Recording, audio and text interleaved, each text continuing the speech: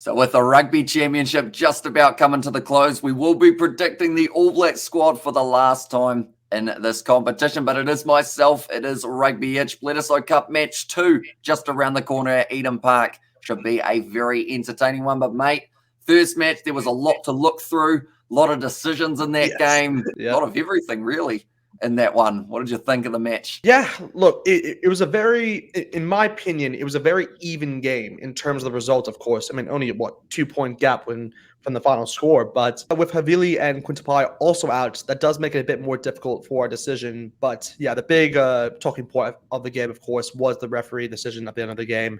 Look, at the end of the day, I do believe the All Blacks, they got the win, and they obviously deserved, I guess, the result at the end of the day. But the Wallabies can definitely felt hard done by, just because they really persevered, particularly from that second half, to obviously come back into the game as well. So yeah, I do really feel bad for the Wallabies, because they played so good really from that 60th to 70th minute mark. So yeah, hopefully they can kind of get that momentum within this second test as well. They will certainly be fired up at Eden Park, that is for sure. If they can't win the Bledisloe this year, they can at least break that streak that the All Blacks have at Eden Park. That would be quite a monumental occasion for the Aussies. But looking through at the front row for the All Blacks, who have you got as your tight head, your loose head, and also your hooker? Yeah, so for my front row, for the number 1, I have gone the likes of Ethan de Groot here. No changes there within the number 1 position. For number 2, I've gone no changes there again with Samisoni Takalaho. So yeah, I mean, you have to go with him just from the form he's been throughout this competition. I believe he has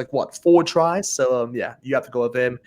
And yeah, same as again, I've gone with Tyrell Lomax at number 3. So I guess an unchanged front row is what we saw last time. Alrighty, so I am actually the same as you. I have got de Groot, Talkiaho, like you mentioned, leading try scorer of the Rugby Championship at this point in time with 4 tries, and then Tyrell Lomax at number 3. The scrums in the last match did seem to be a little bit 50-50 in terms of penalty could go one way, then penalty could go the other. So hopefully we get to see some sort of, I guess, dominance from either side, whether that is from the All Blacks or from the Wallabies, just to make it a little bit easier to know whose fallback is actually getting the better of the opposition. But now we look through at the locks. For myself, I have gone unchanged from last week with Brodie Retallick at number 4, and then number 5, I have got Sam Whitelock. Yeah, same as you, unchanged. Like you said, Brodie Retallick at number 4, Whitelock at number 5.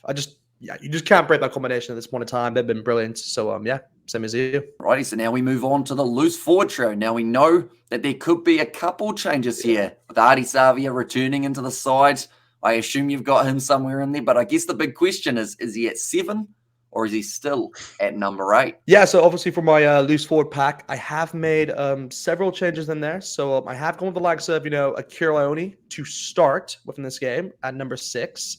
For number 7, I have got, Odysseus in that position because, with Sam Cane, kind of a 50-50 position on him with his HIA. But I have brought back Odysseus into the lineup, of course, was unavailable for the first test due to, I believe, his third child, I think, who was on the way. I'm not sure, obviously, but of course he wasn't available. But for the number 8, I have actually stuck with Hoskins Tutu. It's a tough call because I could have gone with the likes of Luke Jacobson, but yeah, I've gone with Hoskins Tutu in that position. Okay, so you have made the transition of Savia to 7. Exactly.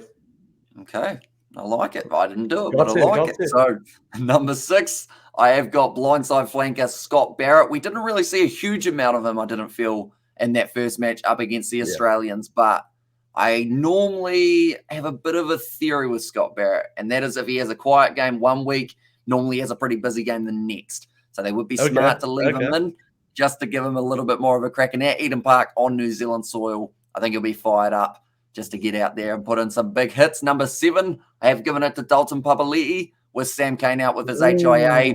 I feel like that is a good choice to be able to go with because at the end of the day, there aren't many opportunities to have a gap at open side flanker, and we haven't really seen Dalton Papali'i get to start too many matches either throughout the last little while. So here's my number 7, and then number 8. It's not necessarily what I would do, but it's what I feel the coaches will do and the selectors will do, and that is put Ardie Savia back as the number 8. I felt Tutu had a bit of a mixed bag game. He had some good moments. He had some rough moments like kicking the ball in behind to make Brodie Retallick chase it for a chip and chase when you are just in a very good attacking position. But but in a great position. He could have just passed the ball, but it's the pass one too.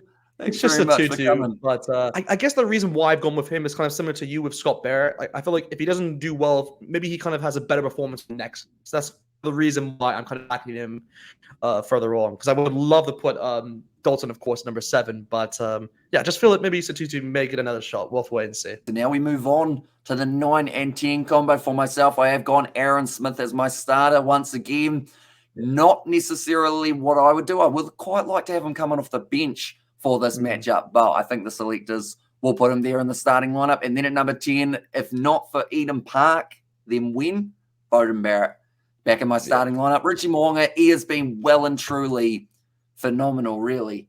And his goal kicking is something that I feel will actually possibly keep him in the starting lineup, which is why I'm going to go back on my word that I just mentioned, and I'm going to put Richie Mo'unga as my number 10. Because when that man's kicking the way that he is, and Geordie Barrett's shanking them the way that he is, you got to have someone kicking the goals. So Richie Mo'unga, he's my guy. Add number 10, last minute change. You're bigging up Beauden, and you're like, yeah, this is Park, this is his base, and then you're like, Mo'unga equals kicking. Oh, you know what, Mo'unga. Yeah. So I think Beauden will once again find himself coming off the bench in this contest, unless, of course, he's willing to step up to the kicking tee. Yeah, you never know. At the end of the day, if the All Blacks want 33% kicking accuracy, then he's their guy. So now moving on, who have you got at 9 and 10 for yourself? Yeah, so similar to you, look, Aaron Smith is one of those players where you want to kind of go someone different within that position, but I just feel you can't get rid of him. So I have gone with Aaron Smith at number 9. But for number 10, I have actually made the bold call here, and it was going to be similar to you, but I have gone with Beauden Barrett purely for the reasons, Eden Park, of course, where the Blues play. And yeah, I feel like he should get an opportunity once again at that 10 jersey. I know Richard has been brilliant, by the way, guys. Mo'unga has been outstanding for the All Blacks, particularly in that last game. But just want to see something different going into this last game. So, yeah, hopefully they go with Beauden with that position. We'll have to wait and see. That's a bold call, Rugbyitch. Who's your kicker? Who's your kicker then? Hey, there's someone at 15, There's someone at 15 who can kick, Okay, fair enough. Can he? Exactly. Yeah, that's a great point, actually. I mean, who knows? Maybe Mo'unga slots in at 12. We've got a gap there. But now we move on to the number 12. Who have you got there as your inside centre, mate? I would love that, by the way. Mo'unga was at 12. Like, what I should have done, actually, now thinking back, is I should have put Mo'unga at 10 and Beauden Barrett at 12. Because maybe a combination of him and Reiko could be pretty interesting. I've never actually thought of that before, but no, throw in a little bit more of a reshuffle. Geordie Barrett at 12, Beauden at 15. Exactly, and Beauden at 15. That's why I'm thinking as well. But I have someone on the bench who kind of covers that for me, so that's the reason why I've gone with him there. But yeah, for the central combination here, I have actually brought back RTS into the side with Havili and Quintupai out, of course. I have gone with RTS, and of course, his partner in crime is Rekalawani. Just had to do it, Blues combination there. They've brought up a lot of chemistry throughout the Super Rugby season, and we haven't seen much of RTS in the All Black setup. I think we only saw 2 minutes of him. I think we didn't really see how many minutes has RTS played in the All Blacks? Do you know? More than Perifeta, but exactly. about 7 or so, I think he got, or maybe it wasn't a lot at the end of one of the Irish matches. Exactly. I think it was that third test or something like that. But yeah, look, I mean, I want to see RTS kind of, he just brings that different energy, obviously a different kind of player that the All Blacks don't normally have in that position. Kind of the last player I can think of that kind of reminds me of him was Lea Mape, just more of a battering ram, to say the least. So yeah, RTS and Reiko, that's my 12 and 13 combination. Alrighty, so I have gone with the exact same as yourself, the Blues teammates. And I guess that works pretty well with Beauden Barrett as your number 10. Maybe another Blues player just around the corner. But yeah, Roger Tuivasa-Sheck, if there was ever a time for him to be able to have an opportunity, it's when pretty much every single other inside centre in the country is currently injured. So I guess it opens up the door. He has been playing a little bit of Bunnings NBC, which means he isn't completely coming off no rugby at all. But yeah, he's going to be maybe the option at number 12. Rieko Ioane on his outside. I think those two, they got a bit of chemistry from playing Super Rugby together. Could be the time to try and unleash that combo. Then for me, in the back three now, I have got Caleb Clark at number 11. was very strong in the last match. 146 running meters, I believe it was, or something along those lines. Yeah, very strong from Caleb Clark. Then out on the other wing, once again, I mean, I can't argue with them anymore. It's Will Jordan, number 14. It's not what I want, but it's what they're going to do. So here's there as my number 14. One day he'll get the chance in the future. Maybe we need all our number 15s to get injured, and then Will Jordan will be the only option in that department as well. And then number 15, man who can kick very far, sometimes over. That is Geordie Barrett as my number 15. Nice. Yeah, I've gone with the exact same front back three as you. Caleb Clark at number 11. So yeah, obviously with the number 14 as well, I've gone with Will Jordan and finish it off Geordie Barrett at number 15 to obviously cover Bowden when it comes towards that kicking duty. But yeah, can't really change at the moment because it's kind of exactly. You going, Geordie? Exactly. Yeah, just maybe we give Bodie a few attempts. Maybe when it's a bit closer to the post. But Geordie obviously can unleash a few rockets. So yeah, we'll have to see what happens on the day. Alrighty, so now we move on to our benches. We didn't see too many returns in last week's game. The likes of Ofa Tuangafasi, Nepolo Lala both added back into the squad. They've just recently met Jason Momoa. So I guess that will give them a little bit of... Yeah, I saw that. Like, a lot of people want to see him put on the AB's kit. Get him out there on the park. He should be the number 12. He should be the number 12 for the All Blacks. Oh, imagine him. I've done some interesting calls in the past, but I think that would top it, wouldn't it? Probably got all right, to be fair. He's got some size to him. Oh, size? That's like he's like massive. He's massive.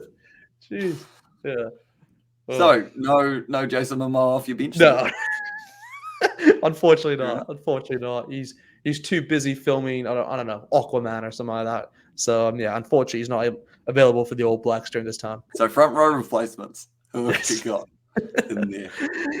Yeah. So for front row, I have gone with the likes of George Bauer at number 17 for number 17, and for Lala at number 18. But for my hooker, however, I wanted to go with Cody Taylor here because I just feel it's the obvious. But I saw a recent thing on Insta, kind of talking about how Dan Coles is now, I believe, the third all-time capped hooker, I believe, for the All Blacks. I could be wrong with that, but I saw it on Instagram, so obviously that may be wrong. But I have actually gone with him for the number 16 position, so hopefully he gets to go or not. We'll have to wait and see.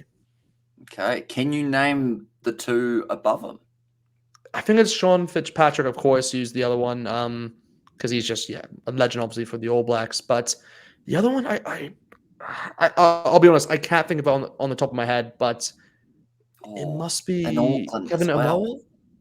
Kevin Milari, yeah. It must be him. I don't want to say him because it's the obvious one, but it must be him. It must be him. If I make a guess, it's the obvious one. Sometimes it's the right one. Exactly, it's the right answer. Moving on to my replacements.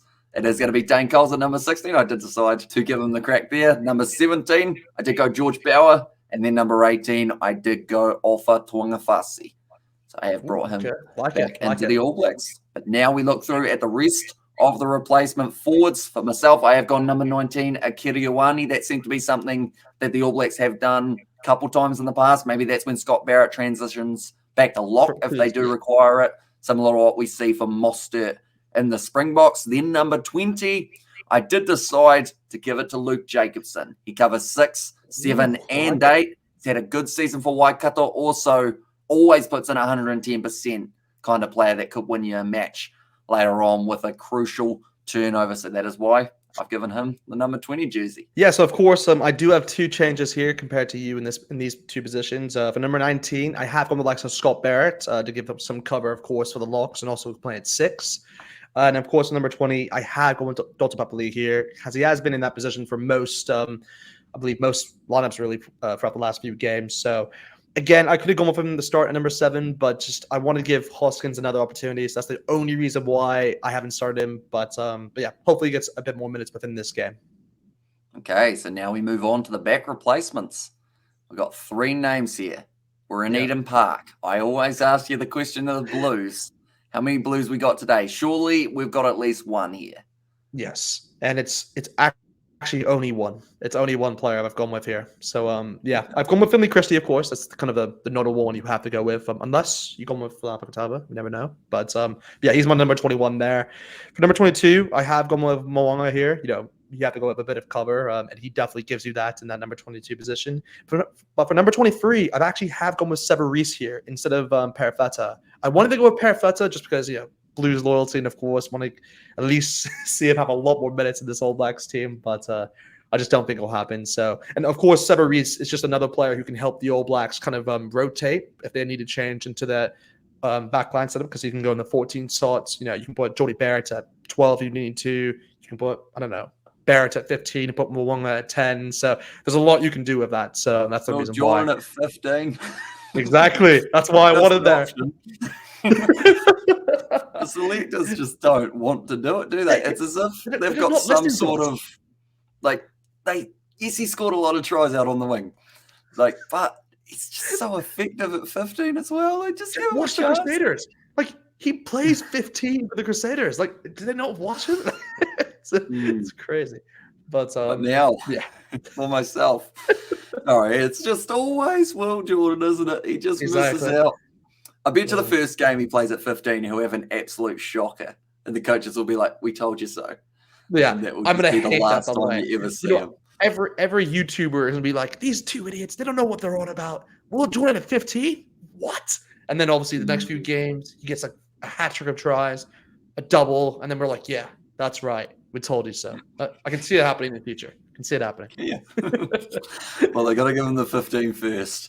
Yeah, and then from there, the story can progress. But number 21 for me, I have gone Finley Christie.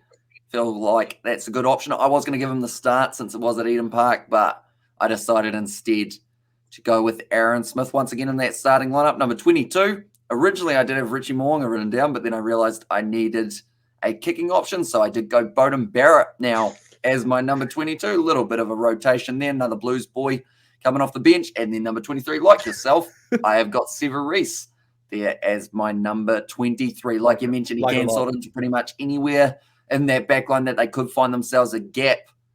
In fact, when you think about it, the All Blacks are very well covered with players who aren't necessarily specialists in one position. And the question is that a good thing? Or is that a bad thing, having players who can play multiple roles, change up completely in a backline? I used to think always that versatility is something that it's a greater. You need to have versatility. There's more importance in having more players who can play within different positions. But now that the All Blacks have they don't really know a lot of their players, and they haven't really cemented their starting lineup. I do believe now, really, for the All Blacks, versatility shouldn't be kind of put as the first thing to look at when you're choosing a player. It's really more who's played in that position, regularly, really, for their club and country. So I think that's what the All Blacks are kind of going towards now. But you never know. Obviously, versatility, in my opinion, is still a very big thing within rugby. But maybe the All Blacks are kind of going away from that now. Alrighty, so now I guess all we have to do is wait a couple days, and then we will get to see exactly who gets closer, I guess, in the final round of the Rugby Championship. The All Blacks, if they want to be able to win the championship title, they need a big win here over the Wallabies, but I don't think the Wallabies are going to make it very easy at all. Even though it's at Eden Park, they'll be fired up after the last game. They could taste the win, but ended up just missing out in the end. But nonetheless, do thank you very much for coming on the channel once again, mate. Hugely appreciated. Anyone who is new, be sure to leave a like and subscribe. Also check out Rugbyitch. And yeah, we will see you all for the next one. But we are here pronouncing, I messed it up.